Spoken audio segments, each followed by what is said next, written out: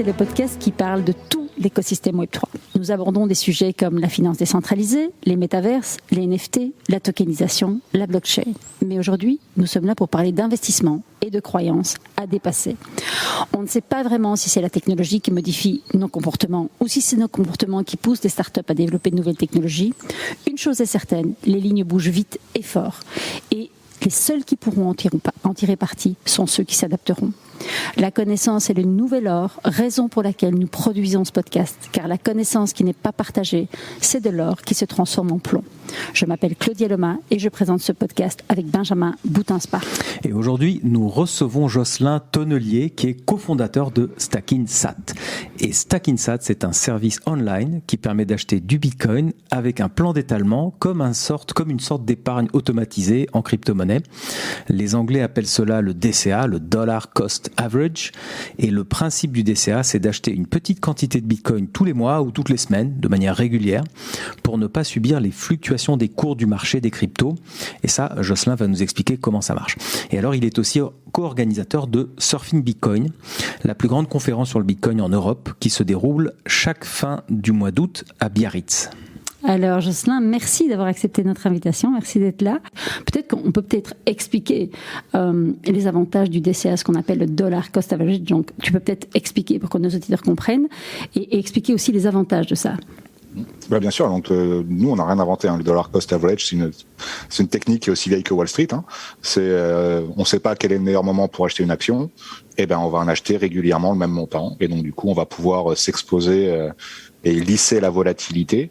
Et du coup accumuler petit à petit l'actif de son choix en ayant des objectifs long terme. Donc il faut qu'on ait la conviction que sur le long terme l'actif va s'apprécier et que c'est intéressant justement d'acheter à ces prix-là. Ouais. Lisser la volatilité, c'est effectivement prendre moins de risques sur les fluctuations. La volatilité, c'est les fortes fluctuations.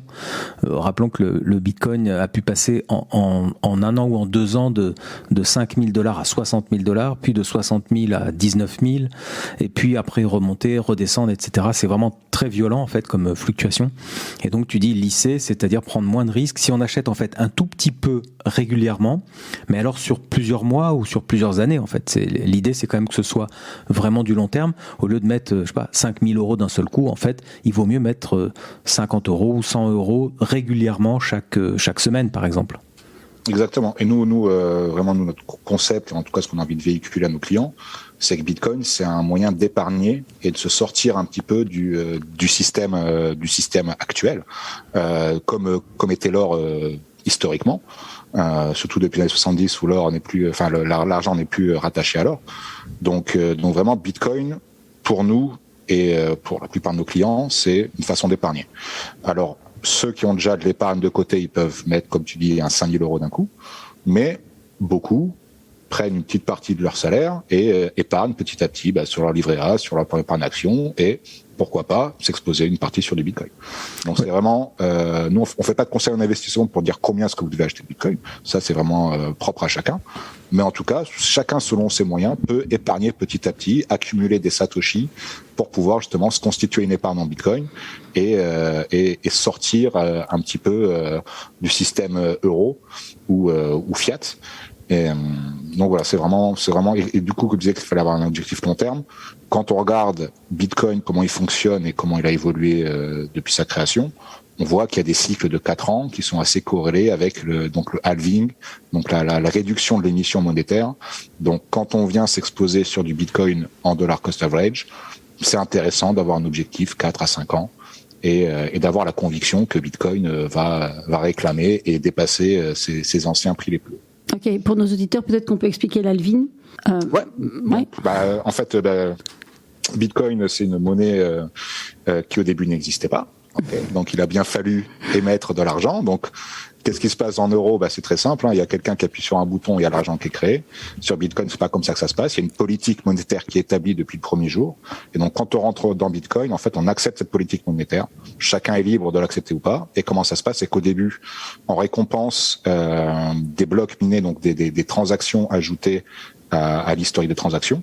Donc, les mineurs qui dépensent une énergie considérable pour sécuriser le réseau reçoivent en récompense des bitcoins. Donc, au début, il existait 0 Bitcoin. Le premier bloc de Bitcoin a été créé, qui a donné 50 Bitcoin en récompense aux mineurs. Et donc, pendant 4 ans, donc c'est un certain nombre de blocs. Donc, après un certain nombre de blocs qui correspond à peu près à 4 ans, cette émission monétaire, cette récompense aux mineurs est divisée par 2. Donc, on est passé de 50 à 25, 12,5. Et aujourd'hui, on est sur du 6,25. Et d'ici 2 ans, il y aura encore 2 fois moins de nouveaux bitcoins créés jusqu'à ce qu'il y ait, qu'on arrive à la limite de 21 millions. Oui, tout à fait. Donc c'est pour l'expliquer tout à fait simplement pour les auditeurs. Donc les bitcoins sont minés.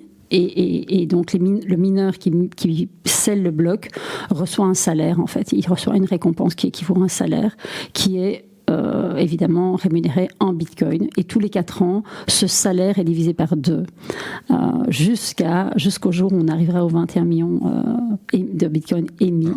Alors c'est pas vraiment un salaire vu qu'il n'y a pas de contrat, c'est pas quelque chose de régulier, c'est vraiment une récompense pour l'effort fourni et d'avoir trouvé le fameux chiffre magique qui permet de valider le bloc. Ouais, exactement. Donc voilà, et c'est vraiment une manière de distribuer les bitcoins, parce qu'au début, il n'en existait pas, donc il fallait bien les mettre en circulation. Donc le choix qui a été mis par le créateur, c'est à chaque fois qu'un mineur aura trouvé la solution pour ajouter des nouvelles historiques de transactions et donc miner un bloc, il va recevoir en récompense, c'est le subsidies, donc c'est l'incitation donc de 50 bitcoins, de 25, ce qu'on appelle le block reward, donc la récompense du bloc. Et en plus de ça, les frais de transaction, parce que pour pouvoir avoir sa transaction inscrite dans l'historique, tout le monde se doit de payer un frais au mineur qui évolue avec le temps selon la congestion du bloc. Et ça, justement, on en parlera tout à l'heure. Ouais. On en parlera tout à l'heure. On va y revenir aux frais. Ouais. Moi, tu as dit quelque chose tout à l'heure en disant que le Bitcoin fonctionnait sous forme de cycle de 4 ans et que son cours était corrélé à ça. Alors, Bitcoin ne fonctionne pas sur le cycle de 4 ans, c'est tous les 4 ans, donc il y a un choc d'émission où l'émission monétaire est divisée par 2. Oui. Et par corrélation un peu magique, on voit que à peu près tous les 4 ans, il y a des grosses phases d'ascension, puis des phases où ça se calme un peu, mais on voit que malgré les phases exponentielles quand ils montent très très haut, quand ils crashent, comme on dit, ils crashent souvent de 80%, mais à chaque fois qu'ils crashent de 80%, les plus bas sont de plus en plus hauts. Et donc, beaucoup prennent la valorisation de Bitcoin en prenant les plus hauts historiques jamais atteints. Mais si on regarde les plus bas historiques jamais atteints, on peut voir que il y a la valeur du Bitcoin minimum trouvé sur chaque cycle est toujours de plus en plus haut. Oui, en fait, c'est un phénomène de rareté, c'est-à-dire que tous les 4 ans, le Bitcoin devient de plus en plus rare à obtenir et donc à s'échanger, puisque le mineur, il faut rappeler comment vous pouvez acheter du Bitcoin, ceux qui nous entendent. Soit vous êtes mineur de Bitcoin, ce que je ne souhaite pas parce que c'est beaucoup d'investissement aujourd'hui pour miner du Bitcoin. Donc la seule chose que vous pouvez faire, c'est acheter les Bitcoins qui ont été minés par des mineurs, qui ont été récupérés par des mineurs et qui eux vont échanger leurs Bitcoins sur des grandes places de marché, des grands exchanges où ils vont amener leurs Bitcoins contre des dollars, contre de l'euro. Et là, c'est votre chance d'acheter du Bitcoin. Et vous, Stackinsat, vous êtes effectivement intermédiaire entre le mineur qui vend son Bitcoin et les gens, vos clients en fait, qui veulent acheter eux du Bitcoin, et vous faites l'intermédiaire et vous leur proposez en plus plusieurs systèmes, un système donc de DCA petit à petit, mais aussi un système, pourquoi pas, si quelqu'un veut investir assez massivement d'un seul coup, vous êtes effectivement aussi disponible. Mais donc il y a ce phénomène de rareté tous les 4 ans et on s'aperçoit que c'est un cycle. Il devient pas de plus en plus rare parce que justement la quantité de Bitcoin augmente constamment avec les récompenses à chaque bloc. Pour que le Bitcoin devienne plus rare, il faut que les Bitcoins soient perdus. Donc c'est-à-dire que quelqu'un perd sa clé privée ou n'a plus accès à ses bitcoins. Donc les bitcoins existent toujours, mais ils sont inaccessibles. C'est un système qu'on appelle désinflationniste, où en fait l'inflation monétaire réduit constamment. Et donc il y a un concept qui est très intéressant à étudier, c'est ce qui s'appelle le stock to flow. Donc c'est le rapport entre le stock existant et la quantité de nouveaux bitcoins qui rentrent. Et donc sur l'or, c'est à peu près du 2%, donc à peu près 2% de l'or nouvellement qui arrive en plus de la quantité existante. Et du coup, avec Bitcoin, en fait, tous les 4 ans, à chaque fois que la récompense aux mineurs est réduite, le rapport entre les nouveaux Bitcoins qui arrivent et les Bitcoins existants diminue en fait drastiquement. Ok, justement. Voilà, il devient pas de plus en plus rare avec les chocs d'inflation, les chocs monétaires. Il devient de moins en moins abondant rapidement, on va dire. Ok. Justement, je t'ai entendu dire, enfin toi ou ton associé, que le Bitcoin était le meilleur rempart à l'inflation. Et aujourd'hui, on sait que l'euro a atteint 10% là en septembre. C'est énorme. On sait que les gens paniquent. L'inflation. Oui, l'inflation. On sait que les gens paniquent. On sait que les gens ils font le plein de leur voiture. Enfin, pas en France, parce qu'en France, l'État intervient. Ouais. Mais en Belgique, par exemple, la différence entre quand tu fais le plein de ta voiture en Belgique et en France, tu as intérêt à passer la frontière. Les gens vont faire les courses, c'est affolant. Et donc, et donc là, même s'ils savent pas ce que c'est l'inflation, ils la touchent du doigt tous les jours, et ça crée des paniques parce qu'ils sont inquiets. Et donc, j'aimerais vraiment ton avis quand vous dites, puisque je ne sais plus lequel des deux a dit ça, que investir en Bitcoin c'était le meilleur rempart à l'inflation. C'est quand même intéressant d'expliquer aux auditeurs qui eux ne sont pas forcément convaincus comme peut l'être tes clients. Bien sûr. Alors, donc la narrative générale, en fait, ce qu'on entend globalement dans les journaux, c'est Bitcoin vient de perdre 70%, c'est une grosse arnaque, tout le monde a perdu sa chemise. Okay, mais si on reprend, on va dire la valorisation dans le monde d'avant, début 2020, avant que le Covid arrive, quoi qu'il en coûte, machin, pression, on ferme tout, on casse l'économie, voilà, avant cette période-là, donc depuis le janvier 2020 à maintenant, après que Bitcoin ait perdu 70%, il s'est quand même apprécié de plus de 150% par rapport au dollar. Ouais, alors que dans la même période, l'euro a perdu 10% de valeur par rapport au dollar. Donc ça veut dire que moi, si avec les bitcoins que j'ai achetés janvier 2020, je peux remplir mon réservoir presque 2 fois plus. Alors qu'avec l'euro, donc encore question de perspective. Les journalistes, ils aiment bien regarder dans le rétro des 2 derniers mois, mais voilà, faut regarder sur le long terme. Ouais, et donc du coup, factuellement, Bitcoin a été un rempart à l'inflation. Même s'il a fait un 600% et que maintenant ce n'est plus qu'un 150%, ça n'en reste pas moins un rempart à l'inflation comparé à l'euro. Mais surtout, la grosse propriété principale, c'est que cette politique monétaire est inscrite dans le code depuis le début et qu'il n'y a pas une mademoiselle Lagarde pour aller changer la politique monétaire et ramener une quantité de liquidité incroyable sur les marchés et inonder de liquidité notre monde économique. Alors, c'est ça, en fait, la vraie rempart, c'est que on a un système monétaire, une émission monétaire prévue, calculée, et on sait à quoi s'attendre. Ouais, alors il y a 2 choses dans ce que tu dis. Je te confirme qu'effectivement, avant Covid, le Bitcoin était à $5,000, à peu près environ, et aujourd'hui, en pleine crise, il est à 19 000. Donc on est quand même sur du x4. Et alors, je t'interromps juste une seconde. Ouais. Je ne sais pas si tu te souviens, en 2017, le Bitcoin avait atteint $20,000. C'était un prix totalement décorrélé de tout. C'était la folie furieuse. C'était attention, la bulle va éclater, c'est les tulipes. Et aujourd'hui, c'est le crash monumental où Bitcoin est mort. Et où est-ce qu'on est ? On est sur les prix qui étaient totalement délirants en 2017. Donc voilà, encore une fois, question de perspective. Regardez dans le rétroviseur un petit peu plus loin que ce que les journaux veulent bien vous donner, et vous verrez par vous-même. Oui, et surtout dézoomer sur la longueur. Vous avez tous une application bourse sur votre iPhone, plutôt que de regarder sur le dernier mois ou le dernier trimestre, dézoomer et faites sur les 5 dernières années. Oui, mais de toute façon, la presse, même quand le Bitcoin, alors pour le coup, quand le Bitcoin monte très fort, est en pleine expansion, alors là aussi la presse fait les choux gras aussi du Bitcoin qui monte en disant rendez-vous compte, cet actif incroyable, spectaculaire, il faut en acheter. Et puis après, quand ça s'écroule, disons que c'est très moutonnier comme système.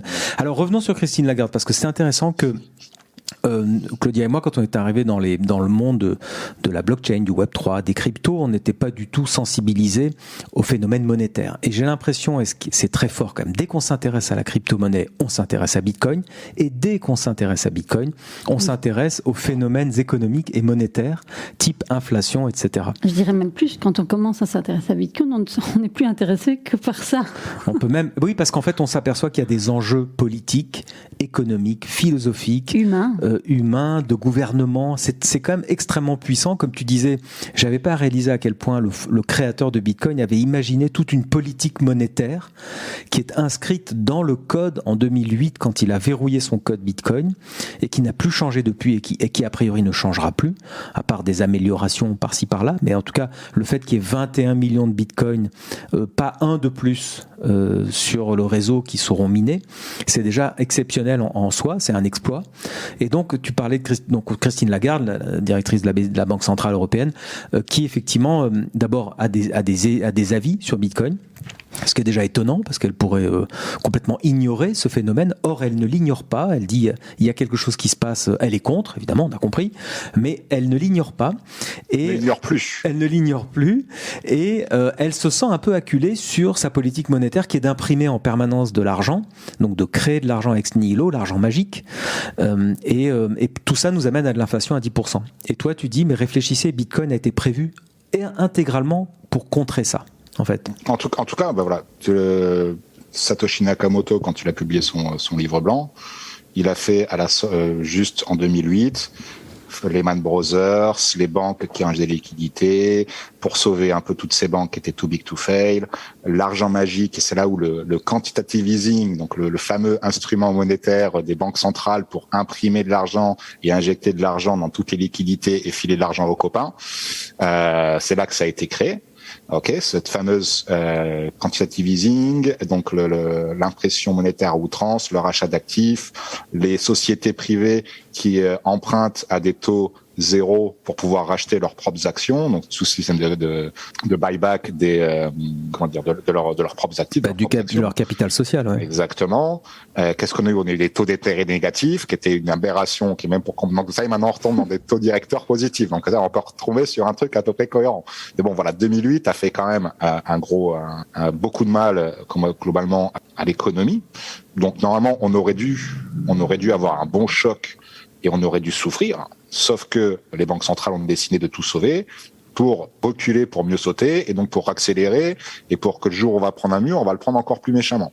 Donc là, on commence à accélérer vraiment violent vers un mur très solide, parce que la seule solution qu'ils ont aujourd'hui, c'est toujours imprimer plus. En Allemagne, là, ils vont imprimer encore 200 milliards justement pour sauver l'inflation. Enfin, j'ai des concepts encore que moi, je suis pas économiste de base, mais ça me semble quand même assez. En Angleterre aussi, il y a 3 jours, la Banque d'Angleterre va imprimer aussi. En Angleterre, c'est encore différent. C'est la banque centrale donc d'Angleterre qui va acheter la dette du pays. C'est ça. Chose qui n'est plus possible aujourd'hui en France, malgré en fait vraiment extrêmement possible, parce que la Banque centrale européenne rachète à foison les obligations sur le marché secondaire. Donc ça veut dire que la France, quand elle veut s'endetter, elle ne peut pas passer directement par la Banque centrale, parce que c'est interdit depuis les années 70, mais elle va passer par le marché financier qui va définir un taux pour que la Banque centrale rachète directement cette dette au marché financier. Donc voilà, donc c'est encore une entourloupe financière, parce que quand on regarde un peu la finance, c'est que des produits très complexes, et ça c'est l'un des produits les plus simples encore, parce que quand on gratte un petit peu dans la finance, c'est pour ça qu'on a eu les fameuses subprimes qui ont coulé tout un système financier et bancaire en 2008, qui a entraîné la crise de l'euro en 2012-2013, qui a permis de faire une grosse pub pour Bitcoin. Pourquoi? Parce que les Chypriotes se sont fait chipper leurs économies directement sur leur compte bancaire. Donc ils sont pris un 10% de cut sur la thune qu'ils avaient dans leur banque. Et voilà. Et tout ça, c'est une conséquence de l'injection monétaire qui a été faite pour sauver les banques, pour sauver le système financier actuel comme il est. Et là, aujourd'hui, on continue. Et en fait, c'est Anis Lagenève qui a fait un thread très parlant là-dessus, où il dit justement que, en fait, une mère de famille qui voit son fils héroïnomane qui tombe dans la drogue, c'est exactement ce que la maman, c'est la banque centrale, le système économique, c'est le drogué, et en fait, elle a deux choix, soit elle continue de lui donner de la drogue, donc l'impression monétaire pour ne pas qu'il dépérisse, ou elle le laisse mourir, ou soit faire un sevrage qui est très dur et très violent, mais pour que ça aille mieux après. Donc là, aujourd'hui, le seul choix qu'a les marchés financiers, c'est de continuer l'injection d'héroïne, l'injection de liquidité, l'injection d'argent gratuit dans le monde financier. Oui, parce que si la banque arrête d'imprimer de l'argent et de le donner à l'économie, alors l'économie s'arrête de tourner, en fait. S'arrête principalement de tourner. Et donc on tombe en récession. Et récession veut dire chômage. Et chômage veut dire que les politiques perdent leur siège et ça mène la voie ouverte vers les extrémistes aussi. Ouais. Exactement. Et je vais juste rebondir sur ce que tu disais, que quand on s'intéresse à Bitcoin, on commence à s'intéresser à plein de choses. Moi, de base, je suis pas économiste, j'y connais pas grand chose, mais c'est Bitcoin qui m'a j'ai mis un petit doigt dans l'engrenage et ça m'a obligé, en fait, vu que quand tu commences à réfléchir, en fait, moi, je suis pas venu par Bitcoin directement, je suis venu en essayant de comprendre le système bancaire, comment ça marchait l'argent. Je suis arrivé à l'or et je suis arrivé sur le Bitcoin un peu plus tard. Mais en fait, ça t'oblige à avoir une curiosité intellectuelle pour te demander comment ça marche. Et si tu te poses la question de comment marche Bitcoin, tu es obligé de te poser la question de comment marche l'euro. Tu es obligé de te poser la question de comment marche la finance, les marchés économiques. Et en fait, ce qu'on a fait, on a offert à tous les participants de Surfing Bitcoin le livre 21 leçons de Dergigi, qui justement explique de façon très claire, très didactique, sans technicité, les 21 sujets que Bitcoin l'a fait creuser. Donc ça va être les mathématiques, la sociologie, l'économie, toutes ces choses-là. Et donc c'est très vrai. Et c'est pour ça qu'on appelle ça le rabbit hole, donc le terrier du lapin, qui comme Alice au Pays des Merveilles suit le petit lapin blanc et tombe dans un puits sans fin pour arriver au Pays des Merveilles, dans un truc totalement sidérant et un peu comme la Matrice aussi. Donc c'est pour ça que toutes ces références dans le Bitcoin de Matrix, de Fight Club, d'Alice au Pays des Merveilles, parce que ça rejoue justement tous ces thèmes-là où en fait tu vas derrière le rideau en fait et tu es obligé de te poser des questions. Quoi, ouais. Mais moi, ce qui m'intéresse aussi, c'est d'être connecté aussi aux gens. En fait, vous parlez d'économie, d'inflation, de politique monétaire, de dollars. Et moi, pourquoi je m'intéresse à ça ? C'est parce qu'en fait, je suis connectée à l'inquiétude des gens. En fait, qu'est-ce qui s'est passé en 2008 ? Les gens, face à ça, ont perdu confiance. Ils n'ont pas abdiqué, ils ont perdu confiance. Ils ont été résilients, ils ont cherché des systèmes alternatifs. D'où Satoshi Nakamoto qui lance son white paper à ce moment-là. Synchronicité. Aujourd'hui, post-Covid, avec tout ce qui se passe, l'inflation, les prix au quotidien, les gens, même si ils veulent lutter contre les crypto-monnaies, quand même, en 2 ans, on se rend compte qu'il y a des gens qui se disent « Ok, il se passe quelque chose, je suis contre, mais expliquez-moi quand même. » Et ça, pour moi, on est à un point de bascule.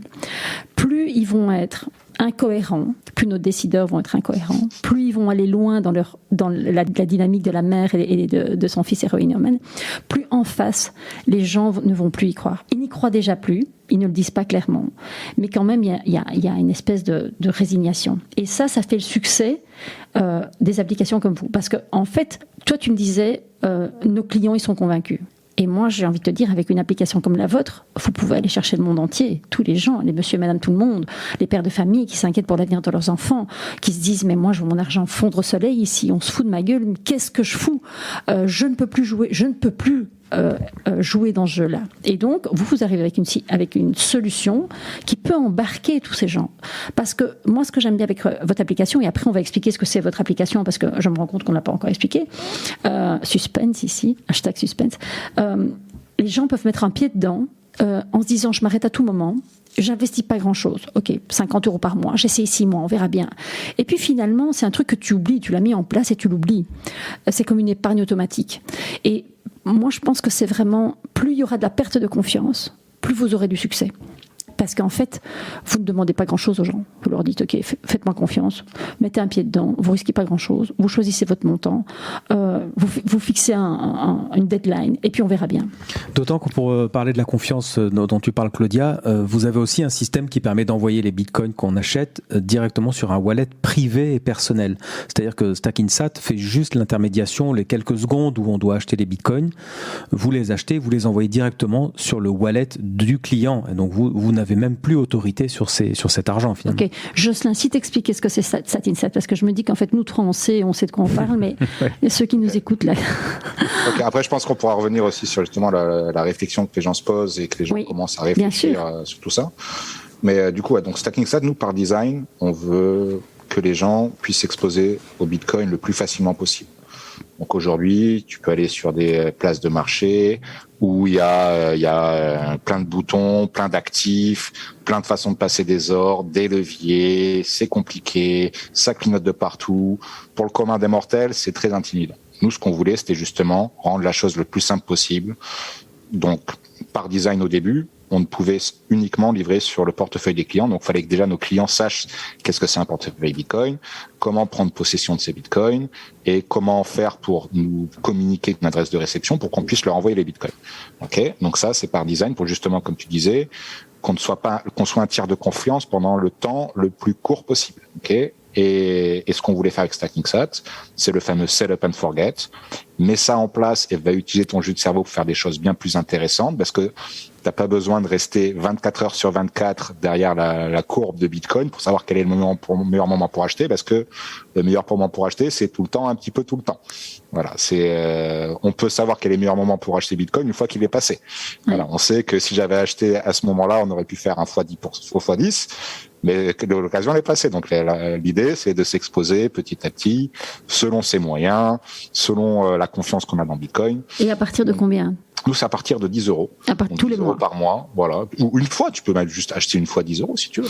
Mais l'idée, c'est que ça soit récurrent pour que ça soit. C'est ça, c'est que pour que ce soit efficace, le dollar cost average, donc l'achat programmé récurrent ou le plan épargne à Bitcoin, il faut avoir une optique de long terme. Et plutôt que de mettre 100 euros sur ton livret A tous les mois, bah tu vas peut-être en mettre 50 sur ton livret A et 50 sur ton plan épargne Bitcoin. Ou peut-être 100 euros directement sur ton plan épargne Bitcoin. Et peut-être que tu vas faire 25 euros par semaine ou 100 euros par mois. Ça va dépendre. Franchement, on a fait pas mal de simulations.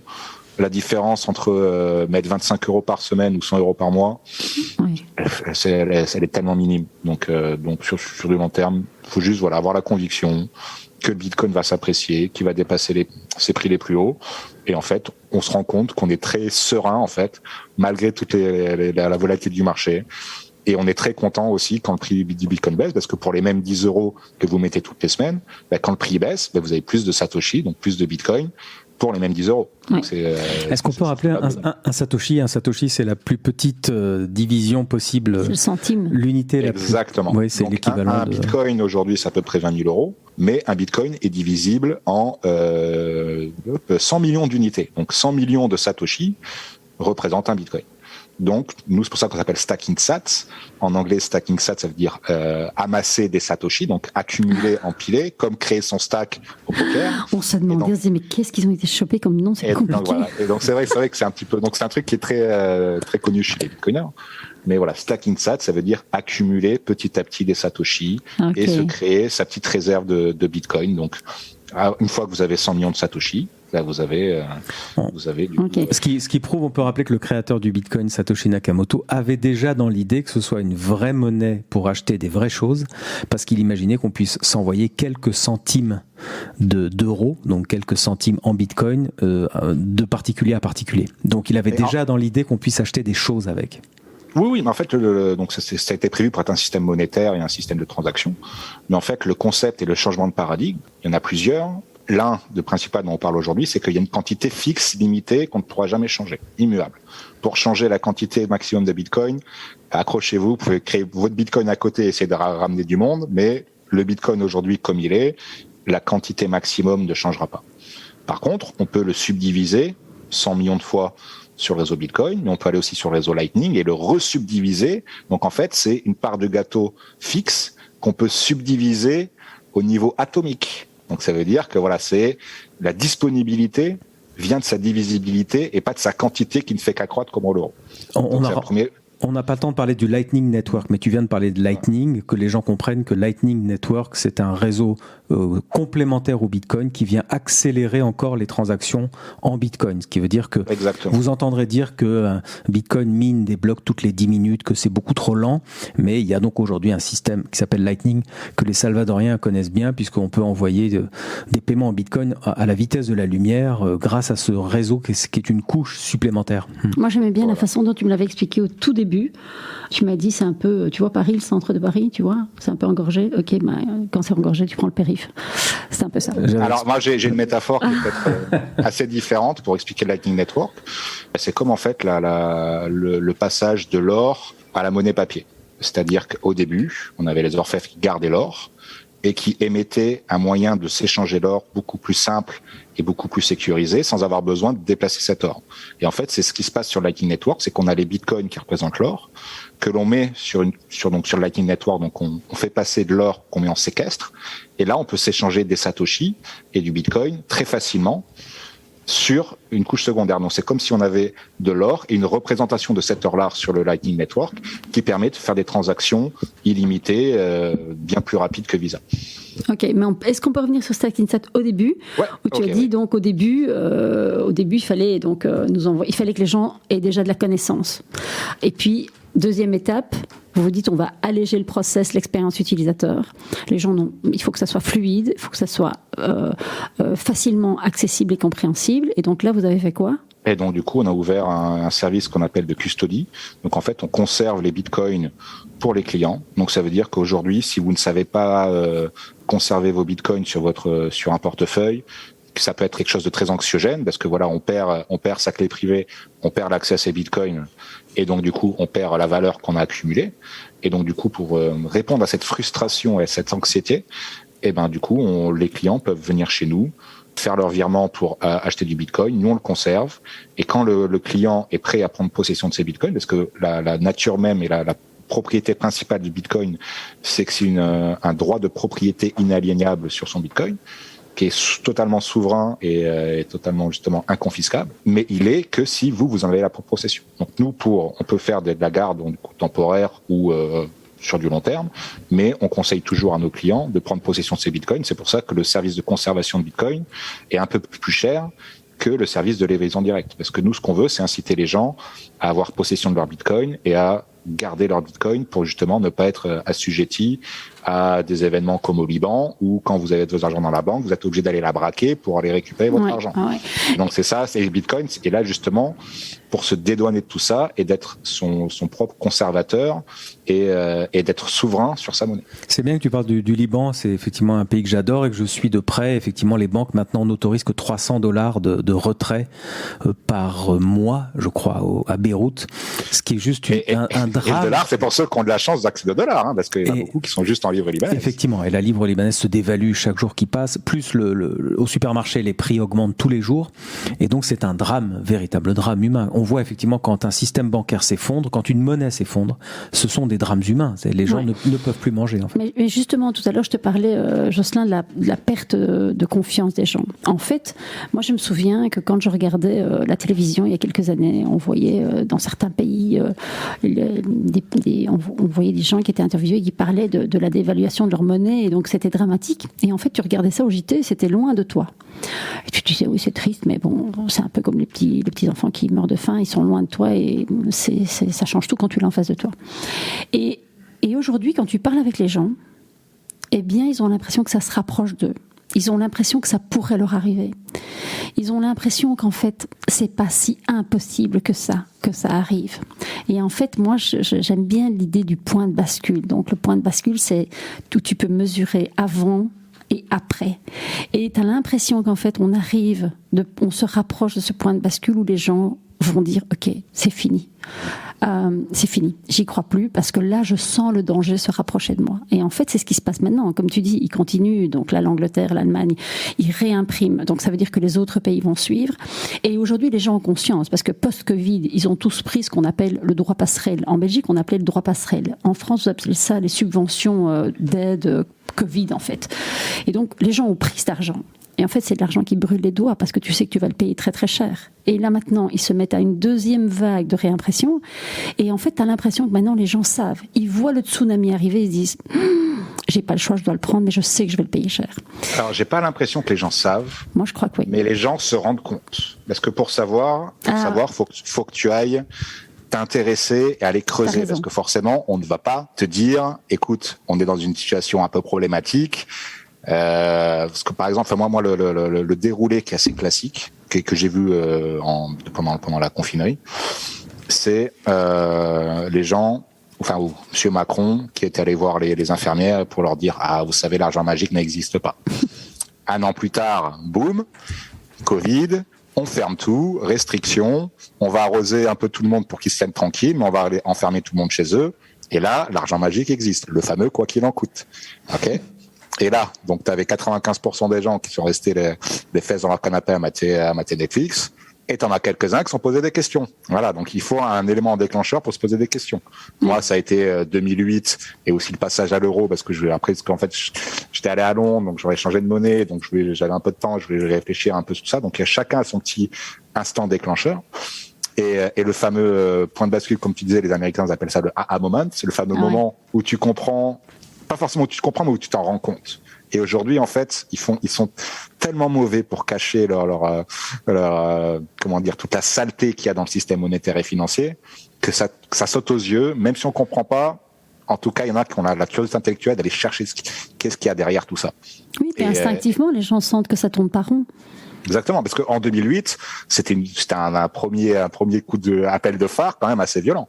Mais bon, ça a été couvert, tout ça, ok, il y a pas de problème. En Grèce, à Chypre, ils ont quand même bien bavé de tout ça. Oui. Nous, en France, on est quand même assez bien protégés. En Europe, globalement, dans les pays, on va dire l'Europe du Nord, on est assez protégé, espèce de coussin de protection.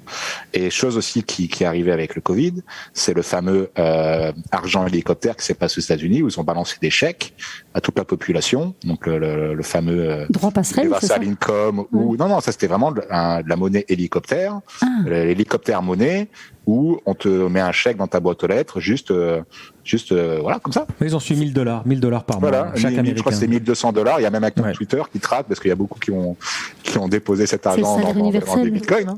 Oui, ça revient à un salaire universel. Ça effectivement. Tu fais penser à une phrase en 2010, les écologistes disaient si la planète avait été une banque, elle aurait déjà été sauvée depuis longtemps. Oui. Et c'est comme ça qu'on entre dans l'ère de la consommation de l'entertainment, parce que les gens sont chez eux, ils touchent 1,200 € tous les mois. Ça. Et ils ne sont plus dans cette dynamique de créer l'économie et donc de faire circuler l'argent. Donc ils sont passifs et ils regardent des séries Netflix. Ouais. Et c'est le fameux donnez-leur du pain et des jeux et vous n'aurez pas de révolution. Ouais, mais donc c'est incroyable parce qu'on rentre dans les crypto-monnaies, on se dit c'est quelque chose d'informatique, de scientifique. Alors on s'intéresse aux blocs, etc., aux réseaux d'ordinateurs. Et puis on tombe dans oui, c'est spécial. Et puis après finalement on ne parle que d'économie, de politique, de vision monétaire, de civilisation même, parce qu'on est aussi. Alors j'adore cette phrase je sais plus où j'ai lu ça plusieurs fois. Je dis le Bitcoin, c'est tout ce que vous ne comprenez pas en informatique plus tout ce que vous ne comprenez pas dans la monnaie et la finance. Exactement. Ça c'est d'ailleurs Yorick de Montbin qui avait fait ça en intro de son talk au premier Surfing Bitcoin. C'est ça. En citant, je crois que c'est John Oliver qui avait recité cette citation, donc il l'avait ressorti. Et très très bonne punchline. Et c'est exactement ça. Mais le truc, c'est que les gens pensent qu'ils ont besoin de comprendre techniquement comment Bitcoin fonctionne. Alors que personne ne sait comment l'euro fonctionne aujourd'hui. Personne. Exact. Ça me rassure ce que tu dis. Personne ne sait comment un email fonctionne. Ça vous empêche pas de vous envoyer des emails. Vous savez pas ce que c'est un serveur map ISO, je sais pas quoi, machin. C'est décorrélé de votre utilisation. Vous n'avez pas besoin de comprendre comment fonctionne votre Villebrequin et votre courroie de distribution pour conduire. Ça me rassure ce que tu dis parce que je vais t'expliquer une anecdote assez rigolote. Donc moi j'ai fait blockchain chez Alira. C'était super, ça a changé ma vie, mais c'était horrible pendant 15 semaines. C'était des développeurs qui m'expliquaient comment fonctionnaient les blocs. J'avais envie de m'endormir, c'était horrible. Parce que en fait, moi je suis comme vous, j'ai envie de changer le monde et je me disais mais à quoi ça sert? Et on me l'expliquait pas vraiment. Et donc quand j'ai invité Sébastien Gouspillou, Benjamin me dit ouais, tu rêves, jamais il va accepter. Je dis pas grave, j'essaie quand même. Et donc il dit oui. Et donc là je me dis je peux pas inviter un mec comme ça sans savoir comment fonctionnent les blocs, il faut que je commence à étudier. Je commence à étudier. Et puis on arrive au rendez-vous. Tu sais qui il est. On commence à discuter. Puis à un moment donné, j'essaie de lui parler de blocs. Il me dit non, mais moi j'en ai rien à foutre, je sais pas comment ça fonctionne. Je me suis sentie. Rappelons que Gouspillou, pour nous, c'est le pape. Enfin, pour nous tous, et toi aussi, Jocelyn, c'est le pape du Bitcoin. Et effectivement, il nous a surpris en disant mais non, les blocs, c'est pas le problème. On s'en fiche. On s'en fout de ça. Je l'adore d'ailleurs. Le problème, c'est comment Bitcoin va devenir l'or numérique. Et tout de suite, Jocelyn, j'ai vu, tu as parlé d'or au tout début de l'épisode ici, parce que il y a quelque chose d'assez incroyable dans Bitcoin. Ce serait une réserve de valeur digitale et en même temps un moyen de paiement. Et là aussi, c'est la première fois dans l'histoire des sociétés qu'on pourrait envisager une monnaie qui marche quotidiennement pour acheter des choses et aussi une réserve de valeur. Donc en fait, ça vient complètement perturber toutes les certitudes qu'on a sur le papier monnaie, qui est logiquement un billet d'euro pour acheter au supermarché, et de l'or, qui en principe on n'achète rien avec de l'or évidemment, mais on le garde sous le matelas parce que ça garde sa valeur tout le temps en fait. Ouais, mais on va jamais pouvoir avec Stack Insect payer son pain. Je crois que j'ai entendu. Alors si, on travaille justement sur Lightning Network pour l'implémenter pour tout ce qui est système de paiement. Pour l'instant, on n'en est pas là sur notre roadmap, on a encore beaucoup de choses à faire, mais c'est quelque chose qui nous intéresse beaucoup. Pour l'instant, on consolide notre stack technique pour justement pouvoir le permettre d'utiliser le Lightning Network, parce qu'aujourd'hui, le Lightning Network, c'est pour faire des transactions rapides sur des petits montants quand même. Et du coup, en fait, il y a aussi la conservation du Bitcoin qui est beaucoup plus facile on-chain, donc ça veut dire avec un portefeuille Bitcoin plutôt qu'avec un portefeuille Lightning. Il y a quand même un peu de technicité, et donc d'accumuler pendant plusieurs années 10 euros de Bitcoin via le Lightning Network. Aujourd'hui, on n'en est pas là, mais justement, vu que c'est designé pour le paiement, nous, ce qu'on veut, c'est vraiment faire un levier sur la valeur épargne du Bitcoin et faire levier sur la valeur paiement instantanée du Lightning Network. Ouais, et vraiment, c'est une direction vers laquelle on va, et aussi surtout pour pénétrer des marchés comme en Afrique, où justement le Bitcoin peut être utilisé vraiment comme une monnaie et se protéger de toutes les inflations qui sont connues et les faiblesses de la bancarisation et du système bancaire. Donc du coup, comme il se passe au Salvador, Bitcoin est très très très bien pour ça. Après, est-ce que Bitcoin peut être une monnaie comme on l'entend aujourd'hui, comme l'euro?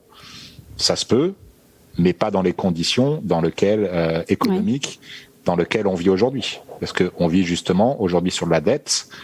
Tout euro en circulation aujourd'hui est issu d'une dette de quelqu'un. C'est la dette de quelqu'un, en fait, quelque part. Si on rembourse toute la dette, tous les emprunts et tous les intérêts, il n'existe plus d'argent. Parce que justement, notre société est créée sur ce consumérisme, cette utilisation des ressources, cette dépense à outrance. Et Bitcoin, c'est tout l'inverse. Bitcoin, vous changez votre préférence de temps pour justement faire des dépenses seulement qui comptent vraiment. Et pas pour acheter le dernier truc à la mode parce que vous avez besoin d'assouvir votre besoin de consumérisme. Un bitcoiner, justement, il a beaucoup plus tendance de rouler dans une vieille voiture que dans la dernière Mercedes toute neuve. Alors attends, c'est très intéressant ce que tu dis. Il y a deux phénomènes. Il y a un phénomène, tu veux dire, d'abord psychologique, qui est que le bitcoiner a pris conscience que la société de consommation à outrance nous amène dans une impression monétaire, etc., etc. Donc à une perte de valeur de la monnaie, donc à une perte de valeur de nos actifs, de ce qu'on a, de notre travail finalement. Donc ça, c'est quand même psychologique. Mais tu dis, il y a un effet mécanique dans l'économie qui fait que les bitcoins, comme ils sont rares, en fait, ils sont limités à 21 millions, alors on ne pourra pas tout s'acheter. On ne pourra pas s'acheter tout ce que l'industrie produit comme société, comme objet de consommation. C'est un peu plus compliqué que ça. Donc déjà, en fait, il y a cette fameuse histoire du gars qui a acheté 2 pizzas pour 10 000 bitcoins. Okay. Et donc en fait, aujourd'hui, on sait, un bitcoiner a la conviction que Bitcoin va s'apprécier dans le temps. Donc pourquoi dépenser ces bitcoins aujourd'hui, alors que pour ces mêmes bitcoins, il pourra avoir beaucoup plus de choses dans 2, 3 ans, 5 ans, 10 ans. Donc il s'inscrit moins dans la société de consommation. Donc, en tout cas, pas avec ces bitcoins. Et qu'est-ce qui se passe en fait en théorie des jeux pour un acteur économique raisonnable et cohérent? Il va dépenser la monnaie qui se dévalue le plus rapidement. Et il va garder bien au chaud la monnaie qui va s'apprécier dans le temps. Oui. Okay. Donc, un bitcoiner va dépenser ses bitcoins que s'il a vraiment besoin de les dépenser. Et que s'il en a justement un intérêt pour s'acheter un ordinateur, par exemple, parce qu'il sait que ça va l'aider pour faire quelque chose. Après, il y en a beaucoup qui sont justement dans la théorie du moi, j'épargne en bitcoin, je fais mon DCA, donc après je fais un spend and replace. J'ai acheté 100 euros de bitcoin aujourd'hui, je vais pouvoir en dépenser 50. Donc voilà, il y a après des mécanismes qui font que le bitcoin est utilisé aujourd'hui comme une monnaie pour ces trucs-là. Mais moi, en tout cas, si j'avais des euros et des bitcoins à dépenser, je vais me lâcher au plus rapidement possible de mes euros qui perdent de la valeur de façon incroyable. Donc 40%, l'euro a perdu 40% de son pouvoir d'achat en Europe depuis sa mise en circulation en 2001. Ouais. Et oui. Attends, pour que les gens comprennent bien, explique. T'achètes un iPhone à cette époque-là et aujourd'hui. Il y a le fameux mème où justement un iPhone 2, un iPhone 3 c'était genre 10 000 bitcoins, et un iPhone 13 aujourd'hui c'est 0,1 bitcoin, et un iPhone 15 ça sera 0,01 bitcoin par exemple. Mais voilà, c'est que je pense il y a la notion de préférence temporelle qui rentre dans le jeu, dans l'équation. Et donc ça, c'est un concept qui est très bien expliqué dans le Bitcoin standard de Saifeddin Ammous, qui justement prend en compte cette préférence temporelle comme facteur décisionnel pour dépenser ou pas son argent. et quel argent dépenser à ce moment. Oui, alors de toute façon, et juste aussi pour finir sur ce que tu disais sur que on est limité à 21 millions de bitcoins, donc c'est compliqué d'avoir ça comme une monnaie. En fait, le problème, c'est que nos économies, nos gouvernements et nos banques centrales utilisent l'impression monétaire comme une façon d'influer sur l'économie. Oui, c'est un outil. C'est un outil du gouvernement. C'est un outil de pouvoir, de contrôle de l'économie et de nos vies par extrapolation. Ça l'a toujours été, mais simplement, elle n'a jamais été aussi forte. Attends, je suis paumée. Il faut répéter là. C'est un outil. L'outil monétaire est un outil de politique gouvernementale, c'est-à-dire qu'on peut décider d'accélérer la société de consommation ou de la réduire. Donc effectivement, on imprime de l'argent en fonction de ses objectifs politiques. Alors, je vais t'expliquer. À l'époque médiévale où il n'avait que de l'or et l'argent, que de la monnaie sonnante et trébuchante. Donc t'es un roi, tu vas aller faire la guerre, t'as pas l'argent, tu fais pas la guerre. Parce que tu vas te ruiner. Il faut que tu aies déjà l'argent avant. Sinon, il faut que tu ailles faire un emprunt, machin, et te mettre à risque, tout ça. Aujourd'hui, vu qu'on imprime de l'argent en un claquement de doigts et ça coûte rien d'imprimer de l'argent, on s'en sert aujourd'hui pour dicter et influer sur l'économie et sur notre vie de tous les jours. Et c'est pour ça, en fait, que Christine Lagarde ne veut pas que Bitcoin s'impose, parce qu'elle aura plus aucun pouvoir pour avoir sa target de 2% qui sort de on sait pas où, mais apparemment pour que notre monde vive dans une prospérité économique incroyable, il faut que la masse monétaire croise de 2% et donc les prix aussi augmentent de 2% parce que globalement il y a une probabilité qu'il augmente de 2%. Enfin bon, il y a tout un système de branlettes d'économistes là qui arrêtent pas, on sait pas d'où ça sort, mais en tout cas moi j'ai du mal à comprendre tous ces théorèmes de pourquoi on doit avoir 2% d'inflation parce que c'est ce qui nous donne la prospérité maximum. On n'en sait rien. Le monde, il est fini. On peut pas produire toujours 2% de plus. On peut pas croître de 2% de plus. Et au contraire, pour moi, on a besoin justement d'une assainissement. Voilà, on a besoin d'assainir notre économie où il y a quand même pas mal de jobs qui servent à rien, pas mal de produits qui servent à rien, qui sont juste là pour influencer la consommation. Et voilà, c'est vraiment un paradigme. C'est vraiment un paradigme qui est différent de tout ce qu'on connaît avant. Et donc c'est pour ça que c'est très compliqué de comprendre Bitcoin ou de prendre la quintessence, parce que c'est vraiment aux antipodes du monde qu'on connaît aujourd'hui. Ouais. Et j'aime bien la vision de Richard Détente, qui est parfois un peu utopiste, mais j'aime bien ce côté. À moi tout seul, j'ai repensé le monde. Il expliquait. Il dit mais si vraiment je pouvais. Si on me donnait une baguette magique, il me dit mais moi je donnerais du travail aux Africains parce qu'en fait ils ont plein d'énergies renouvelables, d'énergie verte, et donc je les ferais miner du Bitcoin. Si Bitcoin serait utilisé par le monde entier, et si tu utilises ce Bitcoin, tu te payes des taxes à l'Afrique, et donc tu génères du revenu et donc du salaire et donc des revenus pour tout un chacun, et donc tu redessines le monde. Et il disait aussi, si on me laissait faire, si j'avais une baguette magique, je redessinerais la stratégie de la gestion de l'électricité de façon holistique mondiale. Et je me suis dit, mais ou ce type est fou, ou c'est un génie. Mais je crois que c'est un génie. Et donc, mais c'est vrai qu'en fait, quand tu commences à donner dedans, tu te dis, mais pourquoi est-ce qu'ils font les trucs de façon aussi compliquée, alors que finalement, le Bitcoin est quand même, si on laissait faire, la solution à beaucoup de problèmes. Oui et non, enfin, ça dépend dans quel monde on veut vivre. Dans le monde actuel, dans le monde dans lequel on est aujourd'hui, pour une banque centrale, pour un gouvernement, Bitcoin, c'est une incohérence totale parce que justement, il ne peut pas influer sur la politique monétaire et donc il ne peut pas influer sur l'économie et donc il ne peut pas faire ce qu'il veut pour diriger.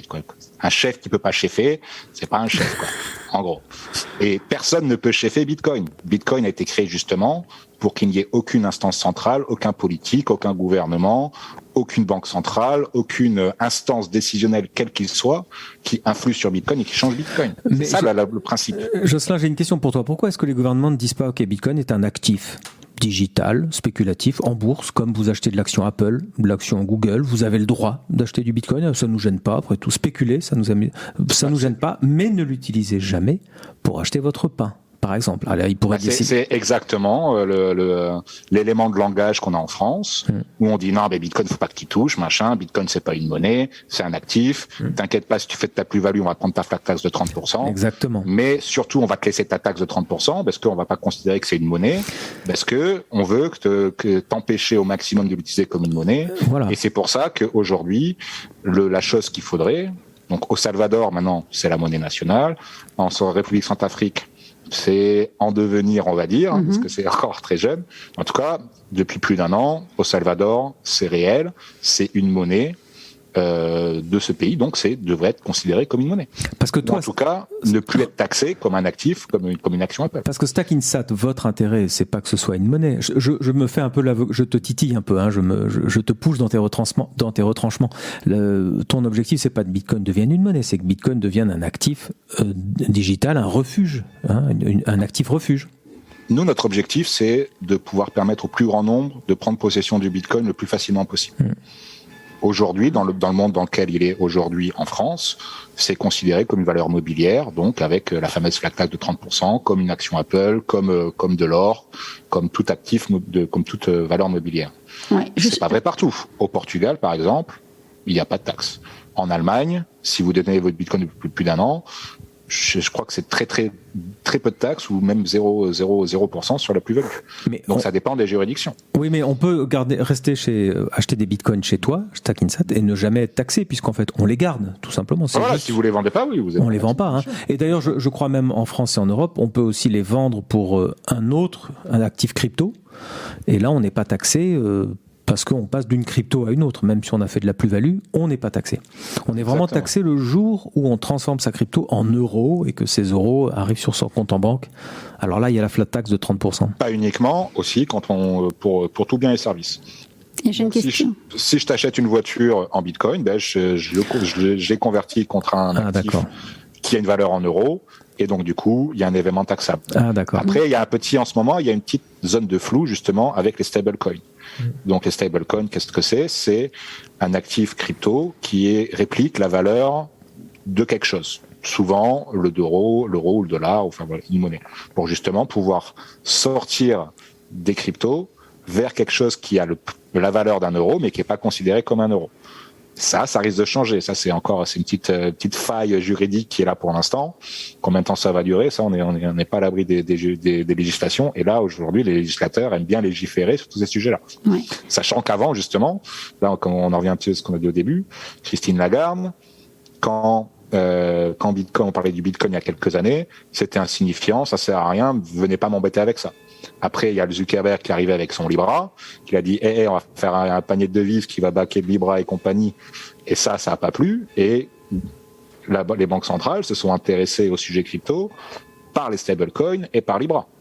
Mais à ce moment-là, quand Libra était dans le débat, Christine Lagarde disait Bitcoin, c'est insignifiant, n'en parlez pas, qu'est-ce que vous voulez que j'en fasse ? Oui. Et aujourd'hui, c'est la semaine dernière, là où il y a eu une grosse réunion de tous les décideurs des banquiers centraux et tout ça, et tu sentais que le discours c'était attention, c'est dangereux, faut qu'on s'y mette parce que ça remet en cause notre souveraineté d'avoir le pouvoir de battre monnaie et d'influer sur les politiques économiques et sociales.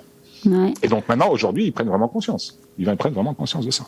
Mais justement, comment ça se passe en société ? Parce que vous offrez des solutions. Alors nous, on dit en Belgique, on dit PME. Vous dites TPE, c'est ça ? Ouais, les TPE, les PME, les très petites entreprises et les moyennes entreprises. Voilà, donc vous offrez des solutions. Donc nous, on est en société. Donc on peut organiser ce DCA, donc cet investissement lissé de façon régulière, donc tous les mois. Imaginons qu'on met 100 € tous les mois. Donc tant qu'on ne le sort pas, on ne le déclare pas, c'est ça ? Tant qu'on ne le convertit pas, comment ça se passe en fait comptablement ? Alors, en France, après pour les entreprises, c'est un peu plus particulier. Donc, on a fait un webinaire justement sur ce sujet-là sur notre site pour aller voir. Mais en fait, le concept vraiment, c'est nous, on a voulu proposer aux entreprises justement de se protéger de l'inflation, parce qu'il y a des entreprises qui ont du cash qui dort. Et justement, aujourd'hui, avec 10% d'inflation, allez voir sur Stackinsat, on a un simulateur d'inflation. Ouais, bien fait d'ailleurs. Vous rentrez ce que vous avez en valeur aujourd'hui sur votre compte en banque. Vous réglez l'inflation à 8%, à 10%, parce qu'on va pas avoir les 2% pendant encore quelques temps. Et vous voyez à quelle vitesse vous perdez en pouvoir d'achat. Donc, je vous invite à aller sur stackinsat.com, aller voir le simulateur d'inflation et vous vous rendrez compte de l'impact de l'inflation sur votre pouvoir d'achat et sur l'argent que vous avez en banque. Et donc, du coup, c'est très dangereux aujourd'hui, quelque part, de conserver une grande quantité d'argent sur du long terme dans une banque, sachant qu'on n'est pas à l'abri que la banque, un jour, ne refuse l'accès à son argent, comme ça arrive très souvent avec PayPal, comme ça arrive en ce moment au Liban, comme ça arrive un peu partout dans le monde aussi, quoi. Ouais. Mais après, voilà, pour la fiscalité, c'est toujours très différent selon les pays, selon les juridictions, selon aussi à quel moment vous faites votre déclaration fiscale. Donc, c'est un petit peu plus compliqué. Voilà, c'est un petit peu, il y a quelques subtilités supplémentaires pour une entreprise, mais globalement, voilà, tant que vous conservez ça comme une espèce un moyen de sortir des risques du système financier actuel, c'est en général. Donc, tant que c'est pas vendu, il y a pas de déclaration à faire, quoi. Enfin, il y a pas d'impact fiscal. Ouais, mais pour que les gens comprennent bien donc ce simulateur sur le site stackinset.com, c'est ça? Non, .com. C'est que quand vous faites l'exercice sur plusieurs années, vous avez 20 000 € sur un compte, le livret vert ou livret A pour vos enfants. Eh bien, vous faites l'exercice avec 8% d'inflation. Eh bien, vos 20 000 € sur 5 ans, ils en valent 5, ils en valent 10. Donc, vous avez perdu 50%. Et nous, on donne beaucoup de formations et on explique toujours ça. Et alors, en sortant, les gens disent, OK, qu'est-ce que je peux faire? Vite, donnez-moi une solution, tu vois. Donc, quand tu leur parles concret. D'où l'or. D'ailleurs, beaucoup de gens achètent de l'or dès qu'il y a des crises monétaires. Et d'une manière étonnante, là, l'or n'a pas du tout bougé, voire même l'or a un peu chuté.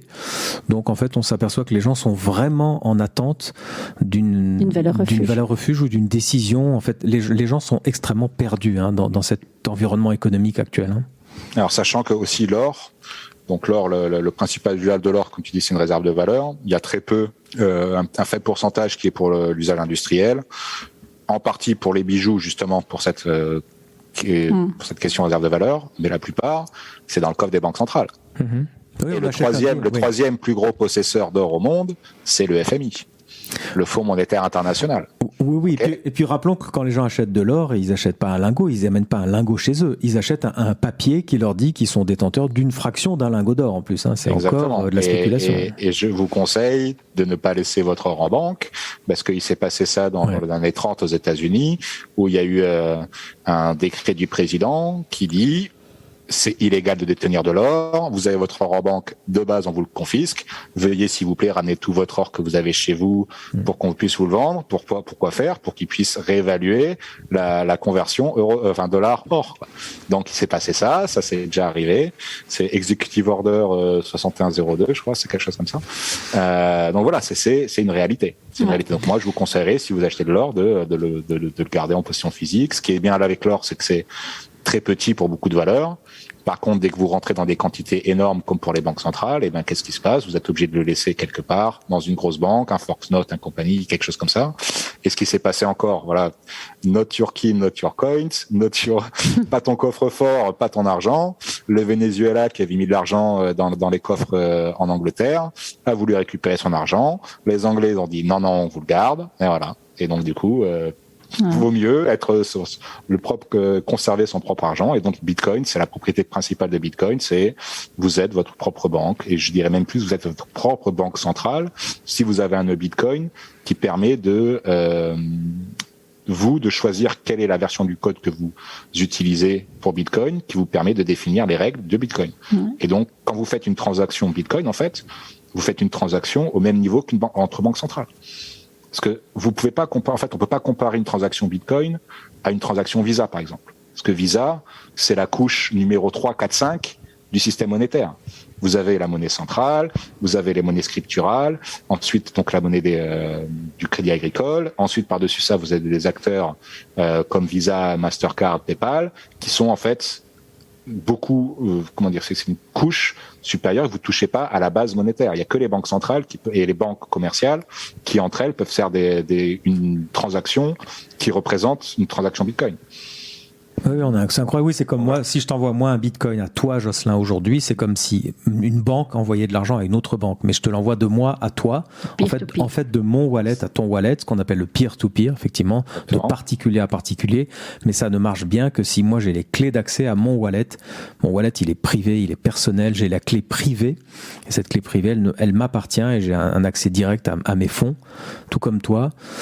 C'est vraiment passionnant de parler de ça. Et encore un élément un argument qui pousse à la réflexion, c'est, je ne sais plus si c'était cette semaine, je crois que oui, c'est le ministère de l'économie en France qui souhaite collecter l'intégralité des opérations bancaires des Français. Heureusement, je crois que c'est Bercy qui a dit non. Ouais. Oui, mais l'intention est là. L'intention, mais bien sûr qu'ils veulent nous fliquer au maximum, parce que au plus ils ont de contrôle sur ce que vous faites, au plus ils ont d'influence sur vous et au plus on devient un esclave du papa qui nous gouverne. Ouais. Et c'est pour ça justement que le rêve mouillé de tous ces banquiers centraux et de tous ces gouvernements, c'est d'instaurer une monnaie digitale de banque centrale.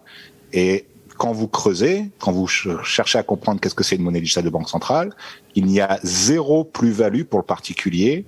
Et la seule plus-value, c'est pour les instances de contrôle qui pourront faire voir tout ce qui se passe sur votre compte en banque. Parce que aujourd'hui, pour voir ce que vous faites sur votre compte PayPal, il faut faire Supobena chez PayPal pour aller dire bonjour, on aimerait savoir ce que monsieur fait avec son argent. Si vous avez votre compte à la banque centrale, ils pourront faire tout ce qu'ils veulent, ils pourront prélever des taxes directement, ils pourront faire une monnaie périssable comme ils sont en train de faire en Chine. C'est-à-dire que si vous ne dépensez pas votre monnaie maintenant, elle va perdre 10% à la fin du mois et encore 10% pour vous inciter à dépenser. Elle pourra vous bloquer, vous dire vous avez mangé 3 steaks ce mois-ci, maintenant on va manger des brocolis, donc interdit d'acheter du steak. Ils vont vous contrôler ils ont toutes les possibilités et c'est le rêve mouillé d'un banquier central, c'est d'avoir un contrôle total sur ce que vous faites avec votre argent pour pouvoir justement vous contrôler. Et chose qui est impossible à faire avec Bitcoin.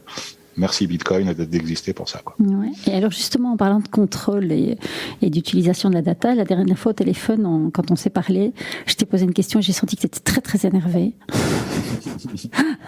Je t'ai dit, mais pourquoi est-ce que vous ne faites pas l'investissement sur l'arrondi supérieur comme peut le faire Bistax? Tu t'es un peu fâché. Tu m'as dit, non mais ça c'est impensable, c'est impensable. C'est pas impensable. Nous, ça nous sort un petit peu de notre philosophie, sachant que pour faire de l'arrondi, il faut... Attends, on va expliquer ce que c'est l'arrondi. Ouais, donc l'arrondi, par exemple, vous achetez votre friandise à 1,60 € au buraliste, on va arrondir à 2 € pour pouvoir prendre cet argent et le convertir en Bitcoin. Exact. Et donc c'est de l'économie. Idée très cool, parce que tu permets justement petit à petit d'accumuler des Bitcoins sans vraiment t'en rendre compte. C'est des très petites quantités, mais ça fait le job. Par contre, pour faire un service comme ça, il faut implémenter ce qu'on appelle l'open banking. Donc, c'est-à-dire, donc maintenant depuis quelques années, très content, mais en tout cas, les banques ont l'obligation d'ouvrir leurs API, donc d'ouvrir leur information à qui veut bien, pour pouvoir aller taper dedans et aller voir ce qui se passe. Ok, donc quand vous voulez faire de l'arrondi, on est obligé de relier le compte en banque au service donc du coup d'arrondi, et du coup, on voit tout ce qui se passe sur votre compte en banque. Attends, qui voit donc l'application? La banque le sait déjà. Mais l'application qui utilise l'open banking. Mais qu'est-ce qu'ils peuvent faire avec ça? Ils peuvent rien faire avec ça. Et qu'est-ce qu'ils peuvent faire avec ça? Voir exactement combien vous touchez de salaire, qu'est-ce que vous achetez, si vous aimez acheter beaucoup de chocolat ou pas, si vous avez toutes vos dépenses. Ouais. Et comme ils sont forcément régulés par l'État, si un jour l'État dit maintenant donnez-moi tous les listings de tout ce que font vos clients, ils sont obligés de le donner. Oui. Nous aussi, nous. Vous êtes Oxan, vous aussi. On aime ça, mais c'est juste réglementairement parlant. Si on a le gouvernement qui vient de dire bonjour, est-ce que vous avez des informations sur Monsieur Tartampion, on va dire voici tout ce qu'on a sur Monsieur Tartampion. Mais on ne va pas dire voici toute notre base de clients et voici tout ce qui se passe. Ça, c'est impensable. Aujourd'hui, j'espère que ça le restera, parce que quand on voit justement les demandes de Monsieur le maire qui dit moi je veux avoir accès à tout ce qui se passe dans tous les comptes bancaires en France, on se dit on n'est pas sur la bonne direction. Mais en tout cas, l'état d'aujourd'hui, le gouvernement ne peut pas venir pour nous dire allez filez tous nos fichiers, on va voir tout ce qui se passe chez vous. Il peut par contre précisément aller voir, demander des informations sur quelqu'un en particulier. Mais encore une fois, avec cet open banking, nous, si on implémente ça et que vous voulez faire un arrondi sur votre carte, on va voir tout ce qui se passe sur votre compte en banque. On va voir tous les achats que vous faites, tous les libellés des achats. Donc, si vous êtes friand d'aller dans des peep shows à Pigalle, on va voir ça. Si voilà, c'est ça la réalité, c'est qu'on voit totalement ce qui se passe sur votre compte en banque. Et nous, on est plutôt fervent de la vie privée, que les gens peuvent faire un peu ce qu'ils veulent et surtout de leur argent. D'où l'intérêt de Bitcoin, parce qu'avec Bitcoin, on peut pas vous censurer, on peut pas vous dévaluer, on peut pas vous empêcher de faire une transaction. C'est pour ça que Bitcoin existe. Alors tu es un vrai Bitcoiner qui suit la philosophie des fondateurs des fameux cypherpunks qui sont à l'origine quelque part du Bitcoin, qui est de protéger la vie privée sur les réseaux par la cryptographie. Rappelons que la cryptographie SHA-256 qui est utilisée dans les blockchains comme Bitcoin sont des outils militaires. Pendant 40 ans, ça a été classé par l'armée comme outil militaire. La cryptographie, c'était du haut niveau, du high level informatique. Et c'est ce qu'utilisent les blockchains pour sécuriser vos données. Et l'objectif, tu as raison de le rappeler quand même, l'objectif des adeptes des cryptos, c'est quand même de protéger la vie privée à tout prix. Exact. En tout cas, c'est surtout d'être en possession de ton argent et d'en faire qu'est-ce que bon vous en semble. Ça, c'est vraiment d'avoir une souveraineté totale sur votre valeur que vous détenez. Ok. Écoute, on arrive à la fin de l'épisode. Déjà. Ouais, ça passe vite quand on parle de tout ça. En fait, on aimerait faire des épisodes plus longs, mais en podcast, ça marche pas. Parce qu'en fait, ça marche sur YouTube. Parce que les gens, en fait, cognitivement, ils sont attirés par l'image qui bouge et donc ils restent accrochés. Sur les podcasts, quand on dépasse 1 heure, les gens sautent. Mais on a lancé notre chaîne YouTube que je vous invite à suivre, évidemment. Et on s'est dit qu'à partir de janvier, on allait filmer nos podcasts. Alors, comme on en fait pas mal à distance, il faut qu'on trouve un truc technique. Mais on va refaire un Jocelyn. On va refaire un épisode et j'aimerais beaucoup, en fait, moi, vraiment, j'adorerais faire un épisode en physique, mais je ne sais pas comment je vais vous réunir, avec Richard, Sébastien et toi. Je me dis que ça va faire de la bombe. Et alors ça, on le fait filmer et ça va faire 3 heures, quoi. Venez à Surfing Bitcoin parce qu'on s'y retrouve tous les ans et on a l'occasion de siroter des cocktails sur le rooftop du casino. Mais je compte sur toi pour l'année prochaine pour qu'on soit partenaire. Vous venez surtout. Fin août 2023 pour tous ceux qui nous écoutent. Exactement. On attend les dates pour bloquer dans l'agenda. En tout cas, merci 1000 fois Jocelyn pour le temps que tu nous as accordé. C'était très intense. La vision que tu as sur le Bitcoin, sur Stack Insat aussi, qui est une belle entreprise. Rappelons à ceux qui nous écoutent que nous avons maintenant une newsletter qui part toutes les semaines. Donc si vous voulez en profiter, il faut aller sur notre site web nftbusiness.tech et vous enregistrez votre email et vous recevrez la newsletter hebdomadaire. Exact. Et donc évidemment pour tous ceux que ça intéresse, je mettrai sur la description du podcast tous les liens pour retrouver Stack Insat.